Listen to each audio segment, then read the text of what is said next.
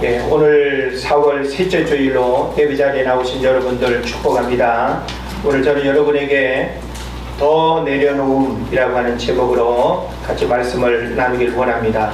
어느 신문 기사에서 가장 지혜로운 자는 영원한 것을 위해 사는 자이고 가장 어리석은 자는 잠깐의 욕심으로 영원한 것을 놓치는 자다라고 하는 글을 제가 읽은 적이 있습니다.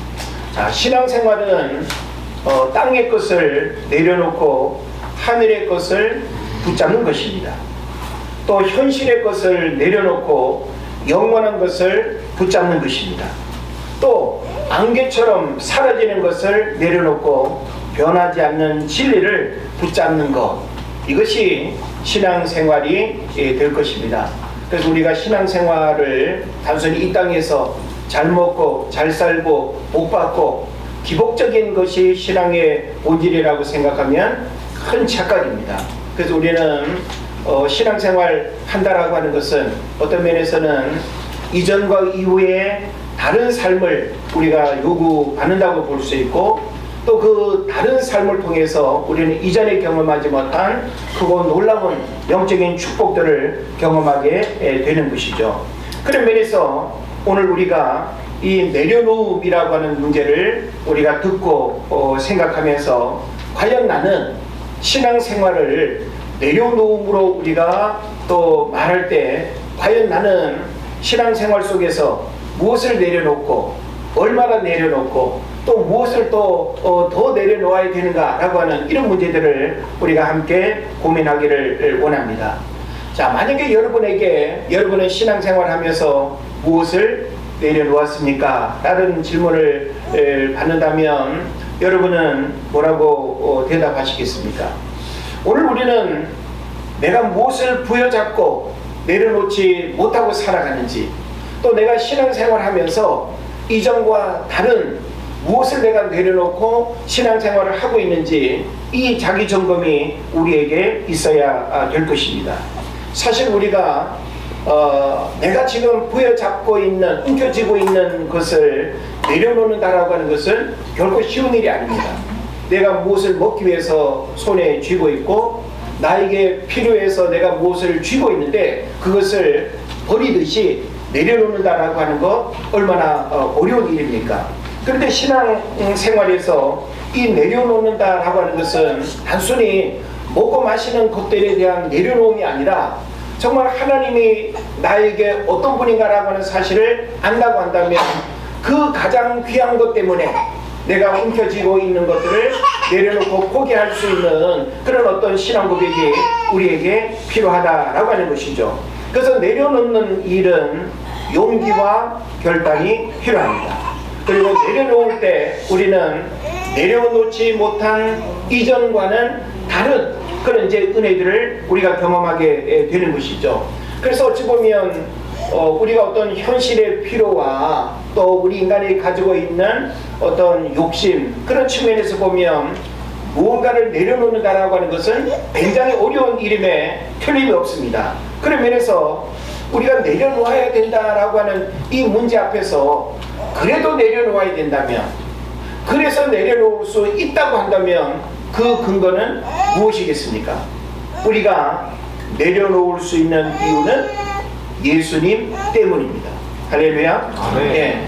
그래서 우리는 예수님이 우리에게 구원자일 뿐만 아니라 주 예수보다 더 귀한 것은 없네 라고 하는 그 찬양처럼 예수님이 나에게 어떤 분인가라고 하는 사실을 우리가 믿고 고백한다고 한다면 예수님보다 더 귀한 것은 없기 때문에 그것을 우리가 선택하고 부여잡았다고 한다면 그 외의 모든 것은 무엇이든지 내려놓을 수 있다라고 하는 사실이죠.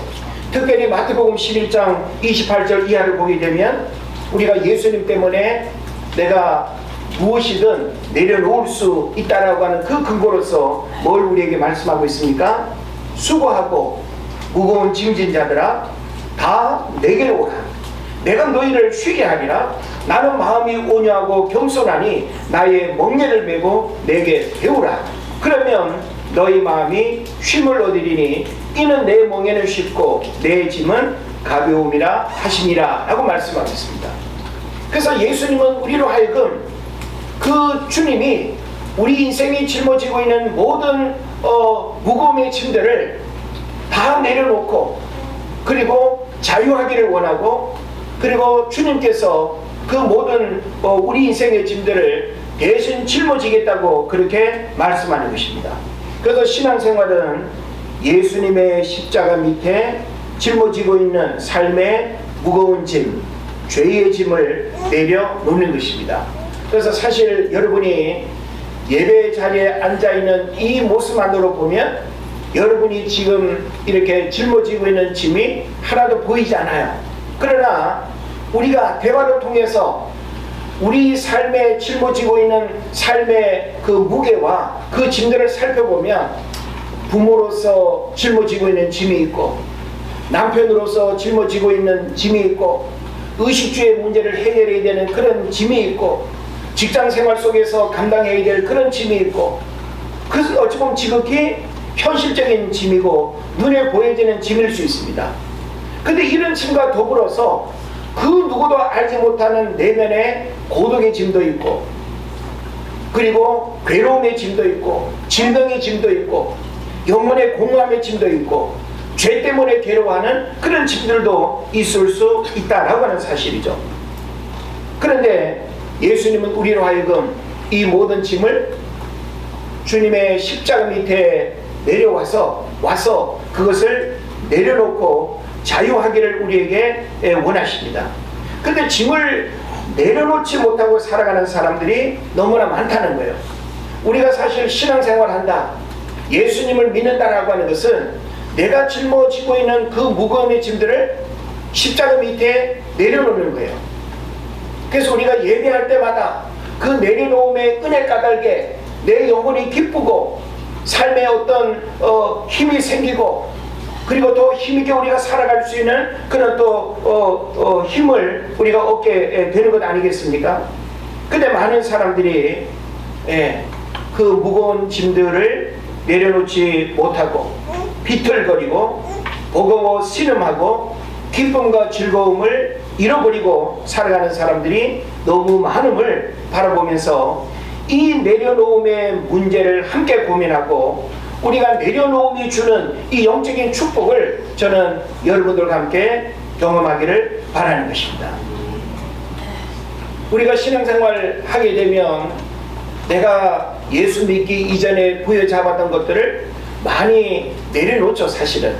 그런데 우리가 내려놨다고 하면서도 내려놓지 못하고 있는 것들이 의외로 많다라고 하는 사실입니다. 그래서 주님은 우리에게 더 내려놓음이라고 하는 이 질문을 통해서 너가 내려놨다라고 하는 그것 말고 더 내려놓아야 될 게 있다라고 하는 것을 우리에게 말씀하고 있는 거예요. 어찌 보면 사람의 눈으로는 저 사람 예수 믿으면서 다 내려놓은 것 같아 하고 이렇게 우리가 바라볼 수 있지만, 자기만이 알 수 있는, 내가 아직 하나님 앞에 포기되지 못하고 깨어지지 못하고 내려놓지 못한 것들이 얼마든지 있을 수 있다라고 하는 사실이죠. 그래서 우리는 오늘 하나님 앞에서 내가 더 내려놔야 될 것이 무엇인가라고 하는 사실을 알아야 하고, 주님이 오늘 우리에게 요구하시는 더 내려놓음의 문제들을 오늘 말씀 속에서 우리가 함께 고민하고 살펴보기를 원하는 것입니다. 그래서 오늘 우리는 무엇을 정말 내려놓는 씨름을 해야 할까라고 하는 부분에서 본문의 말씀을 주목해 보기를 원합니다. 오늘 본문에서 한 세 가지의 내려놓음의 문제들을 우리가 생각해 볼 수 있어요. 그래서 이 내려놓음의 문제는 본질적인 내려놓음의 문제고, 정말 하나님이 우리로 하여금 신앙의 연륜이 더해지고 믿음이 깊어지면서 더 하나님 마음에 합한 자의 삶을 살아가는 하나님의 백성으로서 더 내려놔야 될 그런 문제들을 우리에게 말씀하고 있다는 거예요. 그래서 첫 번째로 우리가 살펴볼 내려놓음의 내용은 1절, 2절의 내용을 우리가 좀 통해서 생각해 볼 수 있는 건데, 악인의 불의를 시기하지 말고 또 악인의 형통함을 부러워하지 않는 그런 마음을 내려놓아야 된다는 거예요. 예? 우리는 악인의 불의를 우리가 이렇게 시기하지 말아야 되는데 시기하는 마음을 우리는 가지고 있습니다. 또 악인의 형통을 부러워하지 말아야 되는데 악인의 형통을 부러워하는 그런 마음들을 우리가 갖는 거예요. 그런 부분들을 내려놓는 것이 우리들 신앙의 아주 중요한 본질의 문제라는 것입니다. 그래서 우리 주변에서 보게 되면 오히려 예수 믿는 사람들이 더 아프고 더 잘 안 되고 더 여러 가지 어려움을 겪는 그런 어떤 일들을 믿으면 그런 부분들을 우리가 보면서 왜 예수 믿는 나에게 이런 어려움의 일들이 더 크게 이렇게 경험될까라고 하는 안타까움을 우리가 갖는 경우들이 많이 있습니다.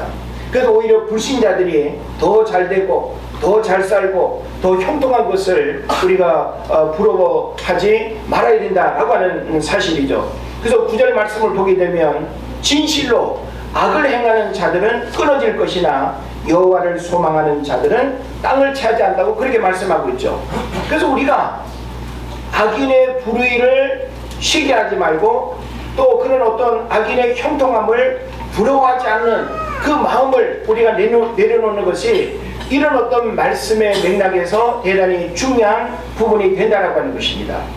잠언 24장 1절을 보게 되면 너는 악인의 형통을 부러워하지 말며 그와 함께 있으려고 하지도 말아라 그랬어요.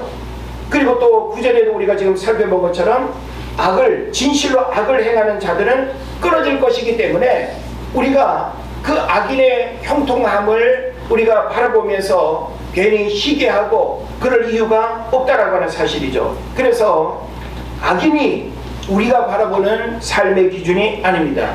우리는 악인의 삶을 바라보면서 우리의 어떤 삶의 좌표를 정하고 그들의 삶이 우리가 따라가고 본받아야 될 그런 모습일 수가 없다라고 하는 것입니다.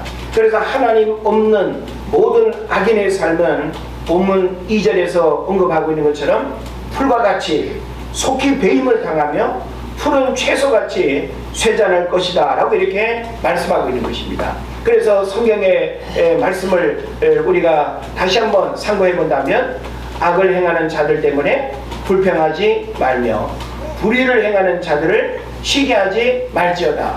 예? 그래서 우리는 이 말씀의 가르침대로 행해야 함에도 불구하고 이러하지 못하는 그 마음을 우리가 내려놓는 것이 대단히 중요한 문제다라고 하는 사실입니다. 그래서 나와 하나님과의 본질적인 문제를 씨름할 수 있어야 하고 하나님이 친히 그 악함이라고 하는 문제들을 다스리고 통치하신다는 사실을 안다고 한다면 우리는 악인의 형통을 부러워하거나 악인의 그런 악을 행하는 자들 때문에 우리가 불평하고 시기할 이유가 없다라고 하는 사실이죠. 그래서 우리는 오직 하나님만이 우리 삶의 기준이 되는 것이고 믿음으로 살아가는 자에게 약속하신 그 복을 바라보는 것이 우리가 살아가야 할 삶의 방향이 되는 것입니다. 그런 면에서 분명히 우리가 세상을 살아갈 때 악인이라고 일컬어지는 불신자들의 삶을 함께 우리가 바라보게 되고 또 때로는 비교하면서 왜 내가 기도하고 예수 믿는 내가 더 어려움을 겪고 더 고통을 받고 더 잘 안 될까라고 하는 그런 마음을 우리가 가질 수 있지만 우리는 눈에 보여지는 그것 때문에 그들을 부러워한다든지 그들의 어떤 악행을 우리가 불평하고 시기하지 말아야 된다라고 하는 사실을 여러분 깨달으시기를 바랍니다. 그 다음에 두 번째 우리가 또 생각할 부분은 뭔가 하면 우리는 무엇을 더 내려놔야 되는가 하면 내 생각, 내 방법, 내 계획을 내려놓아야 됩니다. 우리는 살아가면서 미래에 대한 어떤 생각과 계획들이 있죠. 우리가 어떤 일들을 하고자 할 때 내가 먼저 가지게 되는 여러 가지 방법들이 있어요. 근데 성경은 우리에게 뭘 말씀합니까? 사람의 생각과 사람의 방법이 아닌 하나님의 생각과 방법을 의지하라고 우리에게 말씀하는 것입니다. 그래서 5절에 보면 내 길을 여호와께 맡기라. 그를 의지하면 그가 이루시고 라고 이렇게 말씀하고 있습니다. 그래서 우리가 여호와께 맡긴다라고 하는 것은 뭐예요? 하나님께서 내 삶의 모든 일들을 주관하시고 이끄신다라고 하는 사실을 우리가 믿는 것이죠. 그렇기 때문에 우리는 그분으로부터 내게 주어지는 삶을 우리가 믿는다고 한다면 내가 가진 생각이나 내가 가진 계획이나 내가 할 수 있는 방법들을 내려놓고 하나님의 생각으로 살아야 되고 하나님의 방법으로 살아야 되고 하나님의 계획이 우리 삶을 통해서 이루어지는 그런 삶을 살아야 될 줄로 믿습니다. 그래서 잠언 3장 5절에 보면 너는 마음을 다하여 여호와를 의뢰하고 내 명철을 의지하지 말아라 라고 말씀하고 있습니다. 또 베드로전서 5장 7절을 보면 너희 염려를 다 주께 맡겨 버리라 라고 이렇게 말씀하고 있어요. 왜 우리가 그렇게 해야 됩니까? 우리가 그렇게 할 수 있는 근거가 뭐예요? 바로 하나님은 하나님의 백성들을 책임지고 우리의 필요를 아실 뿐만 아니라 우리의 걸음과 우리의 생각과 우리 삶의 모든 일들을 하나님이 구체적으로 간섭하고 인도하신다라고 하는 사실을 여러분 믿으시기를 바랍니다. 그런 면에서 우리가 신앙생활 하면서 여전히 하나님을 믿는다고 하면서도 하나님 생각보다 내 생각이 앞서고 하나님의 계획보다 내 계획이 내 미래의 어떤 행복을 보장하는 것처럼 생각한다고 한다면 그 모든 것들을 내려놓는 것이 진짜 믿음 생활이고 주님이 원하시는 본질적인 구원받은 자의 삶이라고 하는 사실을 여러분 깨달으시기를 바랍니다. 그래서 우리는 이 두 번째에 이 문제들을 우리가 내려놓아야 할 것입니다. 그 다음에 세 번째로 우리가 살펴볼 것은 7절의 말씀을 우리가 중심으로 생각해 볼 수 있는 건데 잠잠히 참고 기다리지 못하는 것을 내려놓아야 된다라고 하는 것입니다. 자, 7절 말씀 우리 한번 같이 한번 읽으면 좋겠습니다. 7절 말씀 시작. 여호와 앞에 잠잠하고 참고 기다리라. 자기 일을 통하며 악한 때를 이루는 자 때문에 불평하시게 하시오다. 예, 아멘. 자, 7절의 말씀을 우리가 앞부분을 좀 이렇게 정리하면 잠잠히 참고 기다리지 못하는 것을 내려놔야 된다. 자, 우리는 내 삶에 하나님이 어떤 분인가를 알아요. 적어도 하나님을 경험을 통해서 만난 사람들은 그 하나님이 나의 구원자일 뿐만 아니라 내 인생 가운데 그 하나님이 어떤 분인가라고 하는 사실을 우리는 알아요. 그러면 그분으로부터 내게 흘러오는 은혜와 축복들을 우리가 또 알 뿐만 아니라 그것을 우리가 바라보는 그런 마음들을 갖지 않습니까? 그런 면에서 우리는 하나님께서 내게 부어주실 그 은혜들을 잠잠히 참고 기다리는 것, 그것이 우리에게 필요하다는 거예요. 그런데 오늘날 많은 사람들이 잠잠히 참고 기다리지 못하는 그런 성급함, 그런 조급함들이 있죠. 그래서 하나님의 뜻을 구하기보다는 내 뜻이 관철되기를 우리가 원하고 하나님의 방법대로 어떤 일들이 이루어지기보다는 내 방법을 하나님 앞에 요구해서 하나님이 들어주시길 우리가 원하지만 그것은 대단히 잘못된 방법이라는 것을 우리가 알아야 되는 것입니다. 그래서 믿음은 끝까지 하나님을 신뢰하고 바라보는 것입니다. 그리고 영적인 축복은 마지막 한순간을 기다리지 못해서 경험하지 못하는 경우들이 많아요. 그런 면에서 우리는 하나님이 내게 약속하신 영적인 축복을 잠잠이라고 하는 것은 하나님이 하시는 그 시간까지 기다리는 거예요. 인간적인 어떤 조급함으로 문제를 그르치는 것이 아니라 하나님의 하신 일들을 끝까지 바라보면서 기다리는 것, 이것이 바로 우리가 구원받는 자의 삶이 되는데 그러하지 못함에 대한 우리의 연약함들을 내려놓아야 된다라고 하는 것입니다. 그래서 우리는 이 본문의 말씀에서 이런 여러 가지의 본질적인 내려놓음의 문제들을 우리가 접하게 되는데 내려놓음은 결국 우리에게 무엇을 의미하는가 하면 하나님으로 채워지고 만족하는 것을 말하는 거예요. 자, 우리가 신앙생활 속에서 하나님으로 채워지는 만족함이 있으면 땅의 부족함의 문제는 불평이나 불만이 되지 않습니다. 다시 말하면 하나님으로 충만한 삶을 살아가는 사람은 이 땅의 것을 부여잡고 내려놓지 못하는 그 어리석음의 우를 범하지 않는다라고 하는 사실이죠. 그래서 시편 23편을 보면 내 잔이 넘치나이다라고 하는 표현 여러분 기억하시죠? 자, 내 잔이 넘치나이다라고 하는 이것은 내려놓음으로 인해 하나님으로 채워질 때 일어나는 결과입니다. 그래서 비워서 채우는 것이 아니라 하나님으로 채워져서 비워지는 것이 중요한 원리가 되는 것입니다. 그래서 우리는 하나님으로 충만하게 채우지 않으면서 내가 자꾸 무언가를 이렇게 비우고 채우려고 하지만 그 비우고 채우는 것은 우리 인간의 노력으로 되는 것이 아니라 하나님으로 채워지면 우리 안에 정말 이렇게 버려져야 될 것들은 자연스럽게 비워지는 그런 일들이 일어날 것입니다. 이 내려놓음이라고 하는 단어는 우리 기독교 신앙에 있어서 참 중요한 의미를 담고 있는 그 단어이기도 한데, 불교에서도 내려놓음이라고 하는 그런 그 종교적인 언어들이 있어요. 그런데 불교에서도 내려놓음을 가르치는데, 불교에서의 내려놓음은 주체가 내가 됩니다. 내가 내려놓고 내가 내려놓기 위해서 힘쓰고 애써야 된다는 거예요. 그래서 내가 무언가를 내려놓아서 무소유가 되는 것을 추구하는, 이게 불교에서의 내려놓음입니다.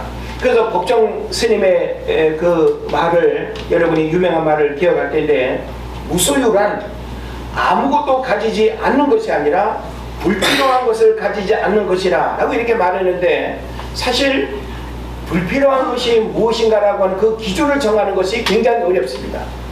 사람마다 필요와 불필요의 문제가 다 다른데, 무소유라고 하는 것이 아무것도 가지지 않는 것이 아니라 불필요한 것을 가지지 않는 것이라는 이 표현이 되게 아주 명언으로 그렇게 여겨지지만, 사실 사람이 그 필요와 불필요의 어떤 문제를 구분하지 못해서 욕심과 그 탐욕의 문제를 일으키는 경우들이 얼마나 많습니까? 그런 면에서 이 불교에서의 이 내려놓음은 인간이 결코 할 수 없는 일이 될 뿐만 아니라 일평생 씨름해도 경험할 수 없는 것이 불교에서의 내려놓음이 되는 것입니다. 근데 불교에서의 내려놓음을 계속 강조할 필요는 없는데, 우리가 믿는 이 기독교 신앙에서의 내려놓음은 내가 무언가를 선택하거나 행동할 수 있는 것이 아니라 하나님으로 채워질 때 내려놓음이 자연스레 이루어지는 그 결과를 경험하게 된다는 것입니다. 그래서 불교에서는 내려놓음이 목적이지만 기독교에서의 내려놓음은 삶의 과정입니다. 어느 한 번 내려놓고 끝나는 것이 아니라, 그래서 이 내려놓음이 어떤 그 종교의 어떤 결과로서 이렇게 추구하는 것이 아니라, 우리 기독교 신앙에서의 내려놓음은 매일매일 반복되어져야 될 문제라는 거예요. 그래서 매일의 삶 속에서 하나님으로 채워지는 삶을 살아갈 때 내려놓고 비워지는 삶을 살아가게 된다는 거예요. 자, 우리가 우리 안에 무언가를 비우면 무엇으로 채워질까요? 하늘의 것으로 채워지고, 진리로 채워지고, 생명으로 채워지고, 영적인 축복으로 채워지는 줄 믿습니다. 그래서 우리가 내려놓는다라고 하는 이 비움은 우리 인간의 의지로 비워지는 것이 아니라 하나님이 내 인생의 어떤 분인가라고 하는 사실을 고백하고 그 창조주 하나님을 내 삶의 주인으로 모셔드리는 그 충만함의 체험은 바로 진정한 비움과 내려놓음의 비결이 된다는 것이죠. 그래서 우리는 하나님 외에 그 어떤 것도 가장 소중하지 않다라고 하는 사실을 우리가 깨달아야 되는 것이죠. 그런데 오늘 많은 사람들이 두 주인을 섬기듯이 하나님도 좋고 세상도 좋고, 하나님도 필요로 하고 세상도 필요로 하고, 그러다 보니까 두 가지를 다 취하려다가 두 가지를 다 잃어버리는 그런 문제가 생기는 것입니다. 그러면서 저는 성경에서 내려놓음에 대한 여러 가지 의미를 우리에게 가르쳐 주는데, 성경에서 이 내려놓음은 크게 두 가지의 메시지를 우리에게 줍니다. 하나는 뭔가 하면 권리 포기입니다. 자, 우리가 하나님을 믿는 신앙생활 속에서 내려놓는다라고 하는 것은 내가 할 수 있는 모든 인간적인 권리를 어떻게 하는 거예요? 포기하고 내려놓는 거, 그것을 의미합니다. 그래서 모세가 미디안 광야에서 이렇게 머물 때에 불꽃 가운데 임한 하나님의 음성을 듣고 내가 선 땅은 거룩하니 내 발에 신을 벗으라 라고 이렇게 말씀하고 있죠. 자, 내 발에 신을 벗으라라고 하는 이것은 단순히 신발이 더러우니까 벗으라고 하는 그런 의미가 아닙니다. 내 발에 신을 벗으라고 하는 이 명령, 이것은 지금까지 내가 선택하며 살았던 모든 삶의 주권을 하나님께 이양하고 권리를 포기하라는 것을 의미하는 거예요. 우리가 신은 신발을 신고 가고 싶은 대로 만나고 싶은 대로 사방팔방 돌아다니잖아요. 발의 신을 벗으라고 하는 것은 더 이상 너가 어디든지 갈 수 있다고 생각하며 살아왔던 그 신발을 벗어버린다라고 하는 것은 이제는 주님이 이끄시는 삶을 살아가야 된다는 것을 의미하는 것이죠. 그래서 하나님이 이 모세를 불꽃 가운데서 만나시고 그를 출애굽의 지도자로 하나님이 부르시고 선택하신 것을 믿습니다. 그 다음에 또 성경에서 이 내려놓는다라고 하는 것은 신약 성경에서 우리가 복음서에서 보게 되는 자기 부인입니다. 예. 여러분의 아내 말고 자기 부인, 철저하게 자신을 부정하는 이 자기 부인이죠. 그래서 예수님이 제자들을 부르실 때 하신 말씀으로 아무든지 나를 따라오려거든 자기를 부인하고 제 십자가를 지고 나를 쫓을 것이라 하고 이렇게 예수님이 말씀하셨어요. 이건 뭘 의미합니까? 아까도 우리가 본문에서 살펴본 바와 같이 나의 생각, 나의 계획, 나의 목표 어떻게 된다는 거예요? 하나님 앞에서 깨어지고 나를 통하여 일하시는 하나님을 바라보며 의지하며 살아야 된다는 거예요. 그래서 지금까지는 너희들이 물고기 잡아먹는 평범한 삶을 살았다고 한다면 이제는 내가 너희들을 사람 낚는 업으로 하나님이 예수님이 부르신다는 거예요. 그러니까 이전과 전혀 다른 삶으로 제자들을 예수님이 선택하신 거죠. 이게 바로 뭔가 하면 자기 부인이 될 때 하나님 앞에 사람 낚는 업으로서의 도구로 쓰임받는 거예요. 여러분이 우리가 세상에서 직장생활하고 사업하면서 우리가 살아가지만 여러분이 정말 하나님을 위해서 사는 그 삶의 도구가 되길 원한다면 철저하게 내가 하고 있는 이 모든 일의 기회를 하나님께 드려야 돼요. 하나님께서 이 일을 통해서 일하시도록, 하나님께서 이 일을 통해서 생명을 살리고 하나님 나라를 확장하는 일에 나를 사용하시도록 모든 그 삶의 주권을 하나님 앞에 이양하는 권리를 포기하고 내가 무언가를 할 수 있다고 생각하는 인간적인 마음의 생각들을 내려놓는 그것이 진정한 내려놓음의 핵심이다라고 하는 사실을 여러분 깨달으시기를 바랍니다. 우리가 내려놓음을 이야기할 때 이용규 선교사님 이야기를 많이 인용하죠. 왜냐하면 그 이용규 선교사님이 내려놓음이라고 하는 책을 쓰셨어요. 그리고 얼마 또 이렇게 후에 더 내려놓음이라는 책을 쓰셨어요.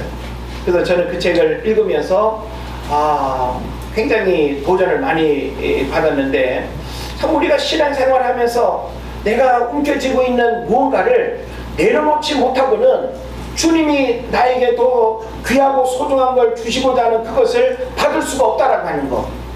우리는 진정한 내려놓음을 통해서 하나님으로 채워지는 그 은혜를 우리가 경험하게 된다 이 말이에요. 그런데 이 내려놓음이라고 하는 책을 쓴 이용규 선교사님이 여러분 어떤 분일까요?